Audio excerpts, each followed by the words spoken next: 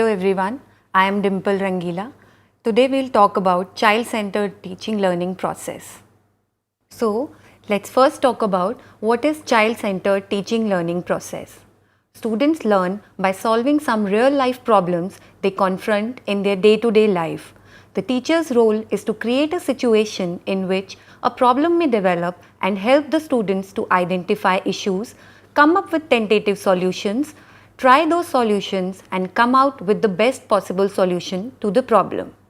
Some of the child-centered methods that we are going to discuss today are playway method, project method, problem-solving method and discovery method. So first we'll talk about playway method. Play is a natural instinct of children and is the natural expression of their needs. Engagement in play activity is for enjoyment and recreation rather than for serious or practical purpose. Play allows children to use their creativity while developing their imagination, physical, cognitive and emotional strength. Play is important to healthy brain development. It is through play that children at a very early age engage and interact in the world around them. Thus, playway method involves a spontaneous action, challenges, is interesting for children. Child has intrinsic motivation for play-related behavior. It also brings about self-imposed discipline. It leads to cooperation and collaboration when children are together in groups. It gives a freedom in the direction and they work without fear and as it is not imposed. So let us now see how is work different from play. Work is considered to be difficult whereas play gives pleasure. Work is something that is imposed by others whereas play is voluntary. Physical works bring tiredness with it whereas play is an enjoyable experience. Work is controlled whereas play gives more freedom and autonomy to the child. So let's see the advantages of playway method. Playing games is a natural instinct with the young children. They not only participate in the game spontaneously, given freedom they can organize the game effectively themselves. Children can create new games, they devise the rules for playing the game and observe strictly the self-created discipline. This helps to nurture the creative skills of children along with the development of several life skills like problem solving, leadership, rational thinking, self-expression, communication skills, cooperative learning, group living, etc. Learning thus becomes natural, joyful and energizing experience. It provides sufficient scope to the child to fulfill their physical, emotional and cognitive needs. It helps to build healthy student-teacher and student-student relationships. Principles of playway method. So, there are certain principles that are involved in the playway method. Let's look at these principles one by one. First is the principle of unfolding innate potentials.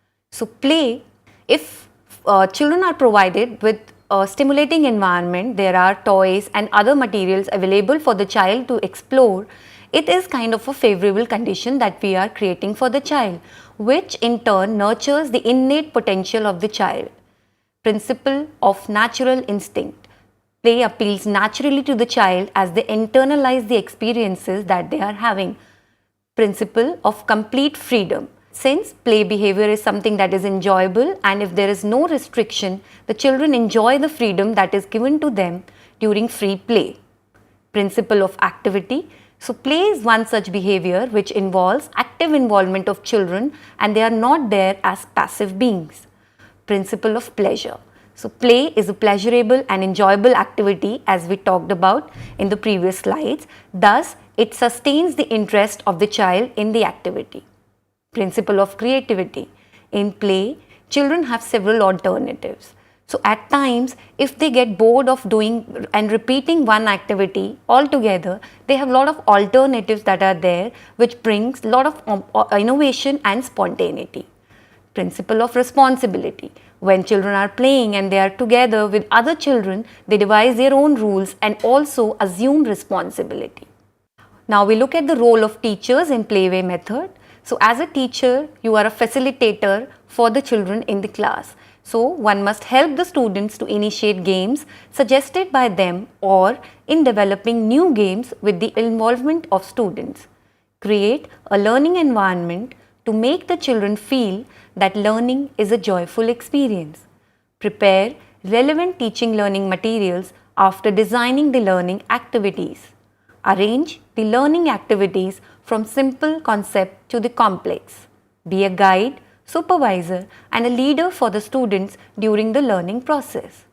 Evaluate the students through playway activities. Evaluation should not be ignored. Note that the Montessori and the kindergarten teaching methods were developed based on the playway method. Yet, there are certain limitations of playway method. Let's look at these. This method is considered to be more suitable to the pre-primary and the primary level of students. The contents and concepts of all subjects cannot be introduced through this method. Sometimes a few children may give more importance to playing games than learning through playway method. So there, as a teacher, it's your role how to make them strike a balance between play and the learning that they have to do. Next method is project method.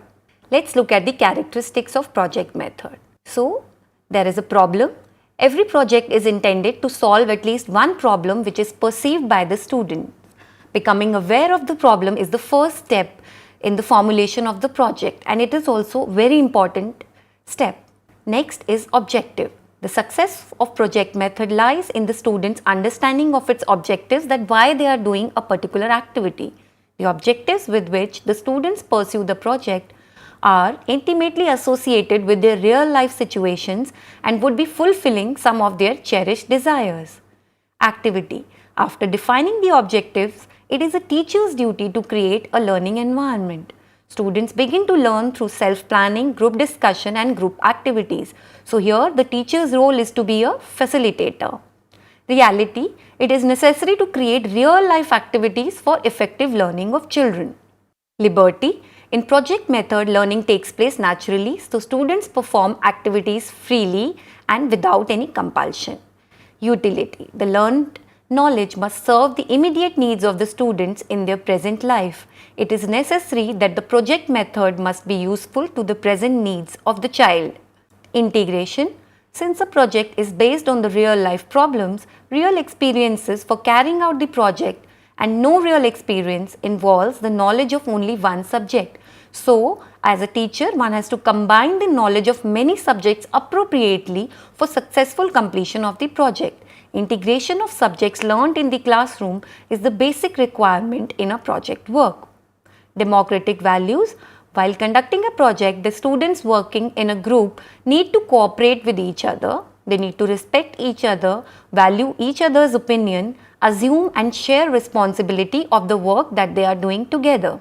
So, the advantages of project method are: the project method is based on the principle of active learning. So, the children are not seen as passive beings. They have an active agency and voice. The student gets totally involved in the activity, which helps in enhancing his or her knowledge, understanding and skills in real life situation, and ultimately in developing a holistic personality.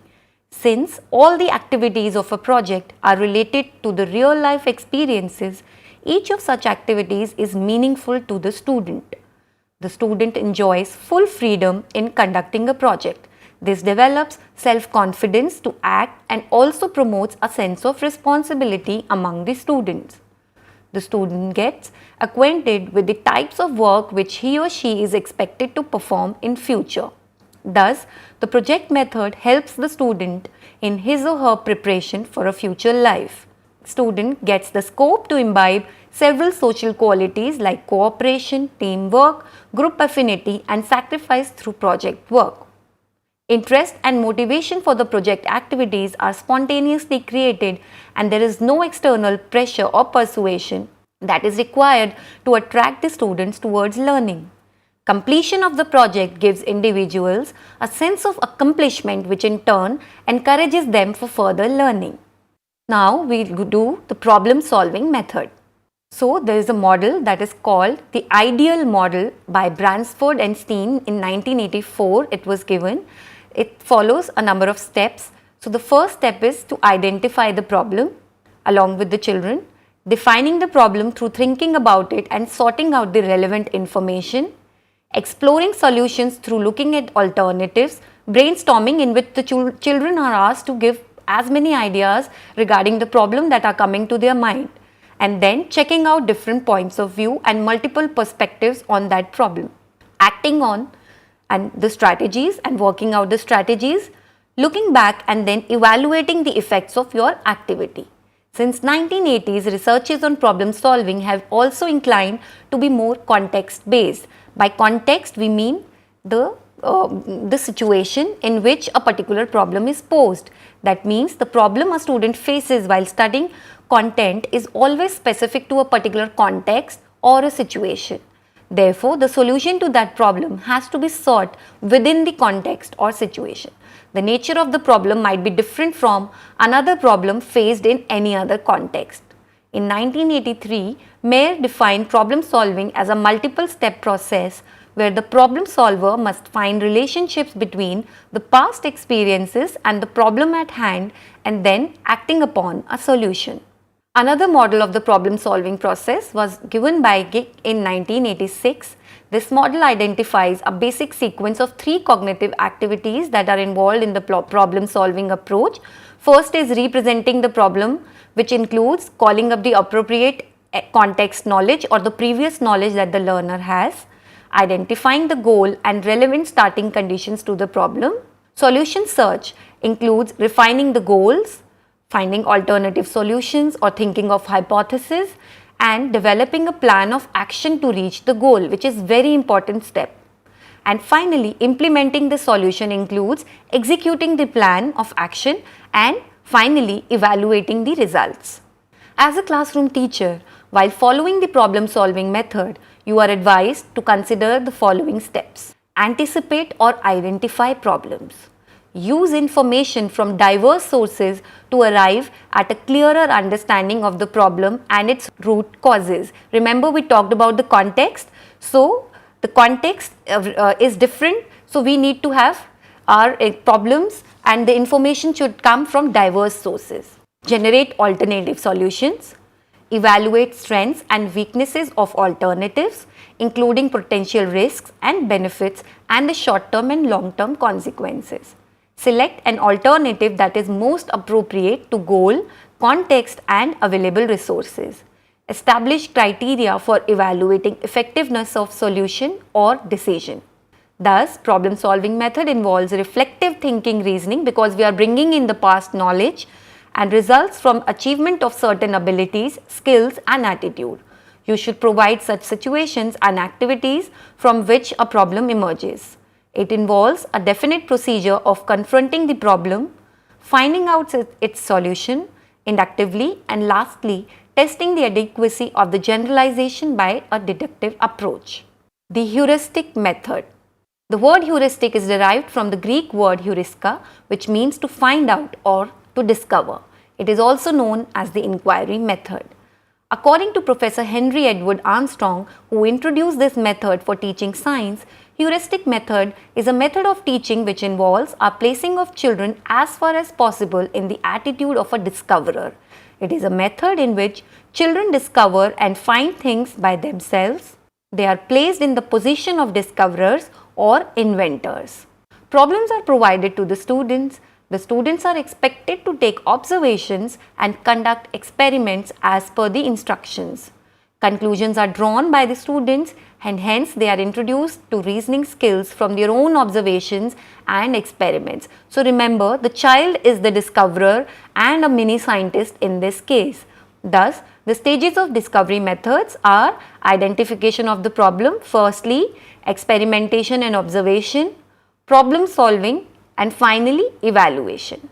Let's discuss these characteristics of heuristic method. A problem with its objective mentioned clearly is assigned to the class and each child is made to feel responsible for finding out something for himself or herself. This will make the classroom inclusive as every child will be responsible for finding out an alternative option.